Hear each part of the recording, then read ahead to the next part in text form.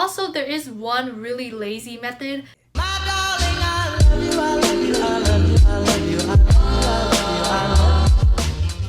Hey guys, welcome back to my channel and welcome to the third episode of my Powerlifting Basics series. In this video, I'm going to go over how to warm up before lifting. I'll be going over my warm-up routine, the long way and the lazy route I sometimes take, and also I'll be going over load selections for specific movement warm-ups. If you haven't already checked out episode 1 of how you can start powerlifting and episode 2 of Powerlifter Gym Bag Essentials, make sure to check them out. Also subscribe and turn on your notification bell so you won't miss another video in this series. I will be putting out a new video every Saturday for the next few months. And comment down below any questions you have or videos you want me to make in this series. Also follow me on Instagram if you want to see my lifts. And as always, timestamps and main points will be in the description box below. Before we get started, I just want to give a quick disclaimer. I'm not a personal trainer and I don't have any licenses in coaching and that kind of stuff. This is just based off of my own experience and tons of research. Also, this is how I warm up. You should find what your body needs specifically. Also, you might find my routine very short. Because I don't do a lot of cardio in my daily life, it's very easy to get my heart rate up, so I don't have to do much compared to the normal person to get my heart rate up and warm myself up. And also, if I do more, it makes me tired, which you don't want when you're warming up. So that's why I don't do a lot during my warm-ups. So like anything, it's important to find what routine works best for you.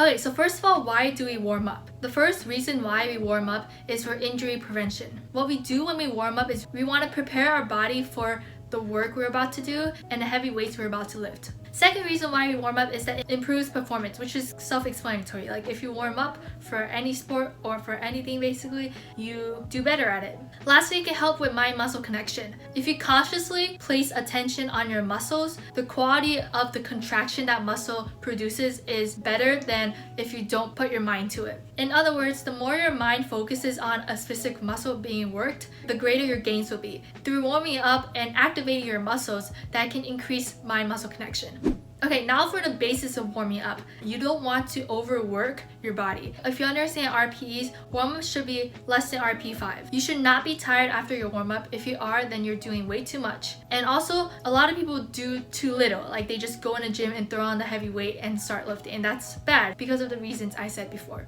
Personally, if I were doing 5 sets of squats or so, I wouldn't warm up so much that my first set would feel super warmed up, because if that happens, then by the time I get to the 4th and 5th set, I'll be way too tired out. So if I were doing like something as much as 5 sets, all at the same weight, I would make my 2nd or my 3rd set feel the most warmed up. Also, if you were doing 5 sets at the same weight, the first set should be easy, like RP 6 or 7, or else you won't make it through all 5 sets. And lastly, I just want to say to warm up with intent. Put in as much intent with warming up with the bar, with squatting your max. Okay, so now let's get into the warm-up routine. There's this acronym that I follow. I didn't make this up. I found this online like a while ago and I always use this. It's called RAMP, R-A-M-P. So R stands for raise, A stands for activate, M stands for mobilize, and P stands for potentiate. So I'm just going to go through each one and what I do for each step. And also these do overlap, like you can activate your muscles and raise your heart rate at the same time. So yeah, they're not like cut out from each other. Also, there is one really lazy method that kind of puts all of them together that I sometimes do when I'm in a time crunch, and I'll be telling you guys that after I go through the longer routine. So make sure to stay until that part. Okay, so first we have raise. So basically for raise, you want to raise your body temperature, raise your blood flow and your blood pressure, and elevate your heart rate. There are different ways to do this. One of the simpler ways is to train in a warm environment, wear warm clothes or turn up the heat when you're driving to the gym. You can also do some walking, cycling, like cardio, or some body weight circuits for up to 10 minutes, and that will get your heart rate up. But I personally don't like doing these because first of all, I get tired from these, and also I'm flat-footed, so I don't like to do any type of running like on the treadmill or stairs or that kind of stuff. But these are good for a lot of people. So that is raise. Second part, we have activate and mobilize. I like to put these together because they kind of go hand in hand, and also sometimes I like to mobilize before I activate. So yeah, the point of doing this is to overcome stiffness, and this is not to give you mobility. You should already have mobility and you just want to overcome the stiffness to maximize your existing mobility. So for stretching, you do not want to do a lot. You're only lifting, you're not doing gymnastics or that kind of stuff. and you're just basically making sure your joints are ready to hold the weight. So for stretching, you want to do more dynamic stretching than static stretching. Dynamic stretches are ones that you move throughout the movement. Also, if you have specific mobility issues, you should address them with specific mobility drills. And also, just disclaimer, I'm not flexible at all, so you might need more than this to mobilize yourself. Okay, so for lower body, our main goals are to open our hips, achieve a good amount of ankle mobility, and activate our glutes and our legs. So first, what I do is I do some deep, wide squats. Make sure your heels are on the ground. Just go as deep as you can. And what I do is I use my elbows to push out my knees to kind of open up my hips. And then I grab my toes and extend my legs to stretch out my hamstrings. And you don't want to overstretch this, just a little bit of stretch is good. You don't want to stretch your muscles so much that you're using them already. Next, I like to do a deep lunge, which is really good if you're doing Bulgarian split squats. So I just like to get in a deep lunge position and continue to stretch out my hips. Next, I focus on glute activation. So for me, glute bridges are enough. Some people do banded walks and that kind of stuff, but I don't see a big point in doing banded walks because when you're squatting or deadlifting, you're not moving side to side, you're in the same plane. So glute bridges works really well for me. And just at the top, just think of squeezing your glutes to activate them. Next, I work on my thoracic rotation. So I like to be in the same deep squat position, rotate my body and reach one arm up. And do this for both sides, and that stretches out your middle body. And then I do some ankle mobility, which is really important for squats. So one way I do this is I get into the same deep squat position and place my elbows on top of my knees and push my knees down with my upper body. Or I place my foot a few inches from the wall and still push down on my knee until my knee touches the wall, and that stretches out my ankles. Make sure your heels are on the ground. And lastly, I do some leg swings to loosen everything up and get the blood flowing. Next, for upper body. So the main goal of upper body stretches is to mobilize your shoulders, activate your lats, get some scapular retraction, mobilize your spine, and make sure you're benching safe. First, I do a arch stretch for bench. So because I arch when I bench, which everyone should, because arching when you bench keeps your shoulders safe, which is really important. So I kind of do half a back bend and put myself in an arch position, and that kind of mobilizes my spine. Next, I like to do some scapula push-ups. You focus on retracting your scapulas. You want your shoulder blades to move back and down, and you're kind of like kissing your shoulder blades together. Next, I use a band to do some band pull-up parts, also to warm up my upper back. And then I could take either a PVC pipe or the same band and do some pass-throughs so I can work on my shoulder mobility and stretch the chest. The farther you hold them, the easier it is, and the closer you hold them, the harder it is. And make sure you get the full range of motion and feel your chest stretch as you hold the band or PVC pipe behind you. Also, if you want, you could do some push-ups and pull-ups to activate your chest and your lats. I personally don't do these because doing these can tire me out, especially pull-ups. But if you lift a lot, you can definitely do these to activate your lats and your chest. And lastly, I do some arm circles and some arm swings to loosen everything up and get my blood flowing through my arms.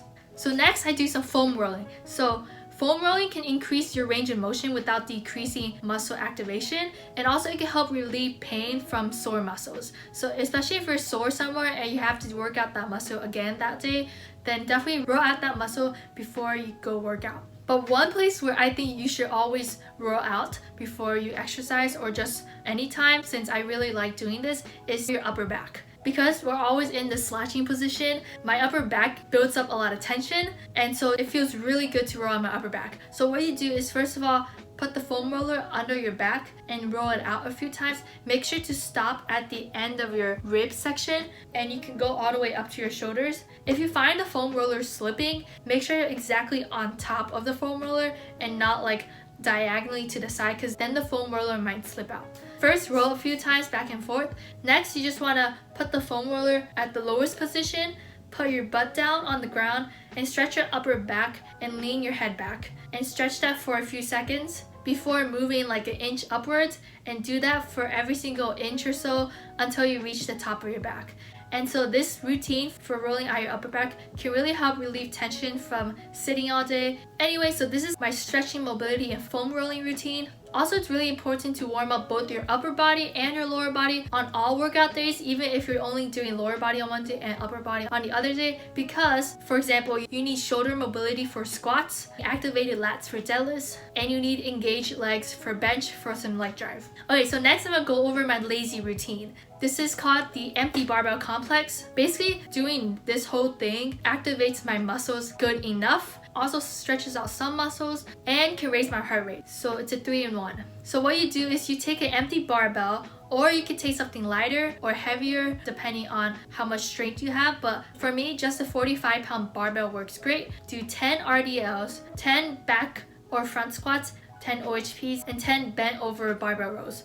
So let me explain each one. First of all, when you pick up the bar from the ground, you can just do RDLs, Romanian deadlifts. That kind of stretches out your hamstrings and works on your hip hinge, which will activate my posterior chain, which is my lower back, my glutes, and my hamstrings. And so when you do this, make sure to squeeze your glutes so it activates your glutes.